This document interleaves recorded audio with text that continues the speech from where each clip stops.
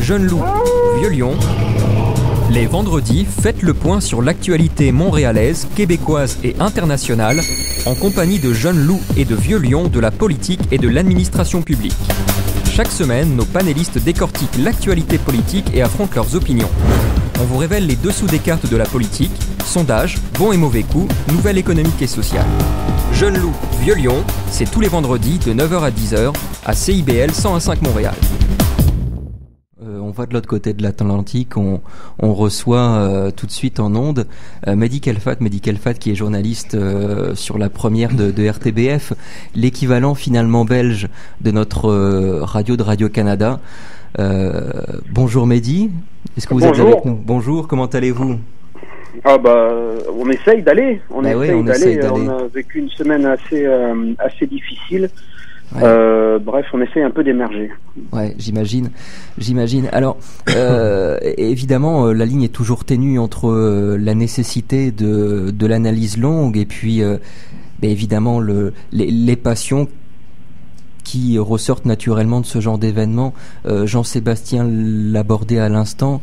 Oui, effectivement, un certain nombre de politiques vont tenter d'instrumentaliser cette discussion et on a vu notamment le Premier ministre français Manuel Valls développer un certain discours sécuritaire antiterroriste légitime parce qu'en même temps, on a vu hier des cellules terroristes démantelées en France et puis voilà, vous avez été vous-même victime en Belgique finalement hier d'une opération antiterroriste qui s'est soldée par 2 morts. Expliquez-nous, Mehdi Kelfat, si vous voulez bien, le contexte.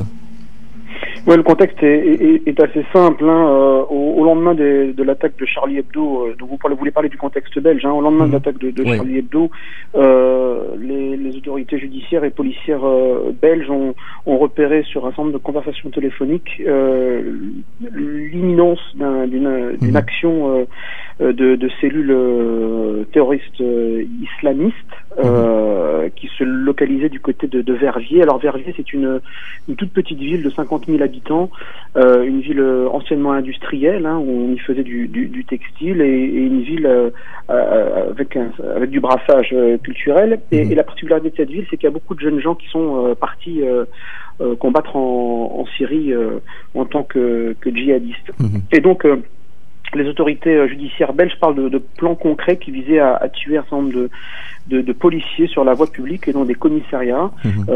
Et donc hier soir, les autorités belges, et ça nous a tous surpris pour être franc, ont lancé une grosse opération du côté de Verviers. Alors le parquet fédéral belge est pas encore très prolixe sur les détails de l'affaire, l'enquête est toujours en cours, mais il y a des perquisitions qui ont été menées à Verviers et qui ont été assez violentes puisque ça a mené à la mort de 2 de ces présumés djihadistes.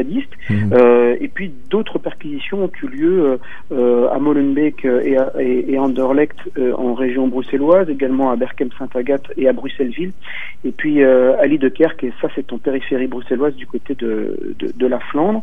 Il y a 13 personnes qui ont été privées de liberté en Belgique, et puis 2 personnes ont été interceptées du côté de la France. Les 2 dernières personnes qui ont été interceptées en France sont de nationalité belge et l'extradition va être demandée. Il y a un arsenal assez important qui a été saisi par les autorités belges, un certain nombre d'armes à feu, 4 armes de guerre, des kalachnikovs, des munitions, des explosifs, et puis aussi, ce qui inquiète beaucoup, des uniformes de police, et on se pose la question de savoir comment... des uniformes de police comment ces personnes ont pu récupérer ces uniformes de police, et puis du matériel de communication assez pointu, comme des talkie-walkie, des radios, beaucoup d'argent et des faux documents. Ce qui a amené donc les autorités à prendre un certain nombre de mesures qui étaient dans les cartons depuis l'attaque de Charlie Hebdo, mais aujourd'hui il y a une conférence de presse très tôt ce matin du gouvernement fédéral pour annoncer ces nouvelles mesures. Donc là, en Belgique, on est passé d'une alerte 2 à 3 sur une échelle qui en compte 4 alertes terroristes, donc niveau 3, ce qui implique un certain nombre de mises en garde, et notamment pour les forces de l'ordre.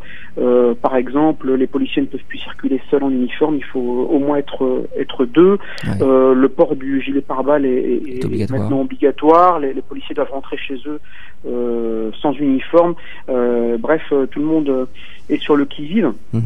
Et puis un certain nombre de mesures qui vont être prises, notamment une législation avec des sanctions plus effectives, notamment sur le terrorisme, sur le déplacement d'étrangers vers la Syrie, par exemple, qui pourrait devenir une infraction pénale, la possibilité de retirer la nationalité de certaines personnes qui ont double nationalité, le retrait temporaire de cartes d'identité et de documents de voyage pour un certain nombre de personnes qui pourraient être dont on pourrait avoir des doutes, le gel des avoirs nationaux pour les personnes qui sont impliquées dans ce type d'affaires, et puis aussi le traitement de la problématique du radicalisme dans les prisons et l'isolement de certains détenus qui pourraient encourager le radicalisme chez des détenus de droit commun. Un phénomène qui est régulièrement pointé du doigt en Europe, qui est une réalité finalement dont on n'a pas nécessairement conscience ici. Oui, tout à fait. Il y a eu un film français qui s'appelle Le Prophète. Je ne sais pas si vous en avez entendu parler, mais effectivement c'est un phénomène qui existe beaucoup, des jeunes gens qui se retrouvent dans des prisons de droit commun et puis qui sont entre guillemets embrigadés par des gens qui sont bien plus loin dans le phénomène de radicalisation. Alors il y a quelque chose aussi d'important aussi en Belgique qui est tout neuf. Vous êtes sûrement baladé dans les rues de Paris, en France. Vous avez déjà vu les policiers circuler avec des militaires dans les rues. Eh bien, ça va arriver en Belgique. On va faire appel à l'armée désormais pour des missions spécifiques de pour épauler la police. Pour épauler la police. Oui. Bon écoutez, merci beaucoup Mehdi Kelfat pour ce point extrêmement complet sur la situation belge, et un point qui nous amène aussi à un certain nombre de réflexions sur la réalité canadienne, puisque en termes de lutte policière, il y a un certain nombre de parallèles que l'on peut tracer ici. Mais ensuite, sur la lutte contre l'extrémisme, l'islamisation, évidemment, il y a des divergences. Alors, merci beaucoup, ça met beaucoup en contexte notre réflexion qu'on va avoir dans cette émission. Je vous remercie énormément de nous avoir accordé ces quelques minutes. On vous souhaite bon courage, Mehdi Kelfat, dans ces événements, et on espère vous avoir de nouveau à Jeune-Loup-Vieux-Lyon, espérons-le dans d'autres circonstances. Oui, j'espère aussi, juste un petit mot pour vous dire qu'effectivement, on a tous été touchés par ce qui s'est passé à Charlie Hebdo, notamment dans notre chair, dans notre personnalité de citoyen. Moi, je suis journaliste, je suis citoyen aussi. Je suis d'origine algérienne, je suis français, je suis de tradition et de culture musulmane, et ça m'empêche pas effectivement de vivre ça de manière très dure, quoi. C'est vraiment au-delà de la liberté d'expression et de parole, c'est vraiment tous nos fondements qui ont été touchés la semaine dernière. Quand un policier se fait tuer, quand des juifs se font tuer, il y a 2 musulmans qui ont été tués, et ça, je pense qu'il faut le rappeler et le dire. Le policier qui est mort, le correcteur de Charlie Hebdo, ce sont des musulmans, et ça, il faut le dire pour notamment expliquer aux gens qui développent une théorie du complot autour de ça que ce sont des faits, que c'est la vérité, qu'il y a des familles en deuil.